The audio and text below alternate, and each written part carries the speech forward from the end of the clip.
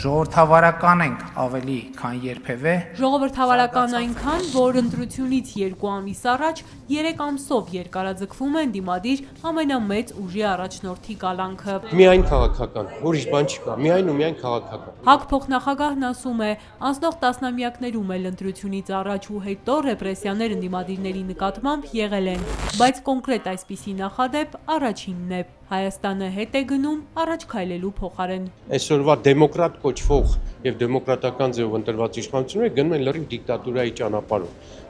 Էլ դպրոցականներ, էլ չգիտեմ, երիտասարդ կանայք, միտինգի մասնակցողներ, բանը մեզ չի սազում, մեր ժողովրդին չի սազում։ Ու այս իշխանությունն այդ առումով ոնց որ հեչ մեր իշխանության արտացոլումը չլինի, ոնց որ ինչ որ տեղից բերած դրած է, որ կոչվում է դեմոկրատ, բայց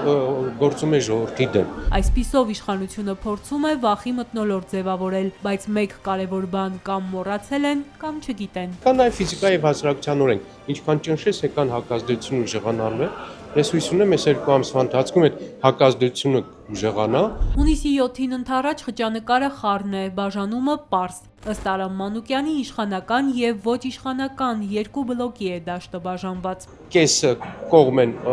ինքնուրույնության, պայքարելու են դա ընդդիմադիր մասն է, կեսն էլ ադրբեջանացման համար։ Այդ ինձ համար կանոնը դա է։ Իշխանությունը ձգտում է բոլոր քայլեր անել Ադրբեջանին հաջողանալու, Թուրքիային հաջողանալու, իսկ մնացած քաղաքական ուժերը հիմնականում աշխատելու են հանրաքվեի սկզբունքով։ Սա հանրաքվե է, որը ժողովրդին հնարավորություն պետք է տա պահպանելու մեր երկրի ինքնիշխանությունը։ Ընտրողներն էլ, ընտրություններին մասնակցողներն էլ պետք է մեկ կարևոր սկզբունք աչքի առաջ պահեն։ Այս ընտրությունը Հայաստանի պետականության լինել-չլինելու մասին է։ Բաժանորդագրվեք Արմաթ մեդիայի ալիքներին սոցցանցերում։ Հետևեք մեզ նաև Արմաթ մեդիա AM կայքում։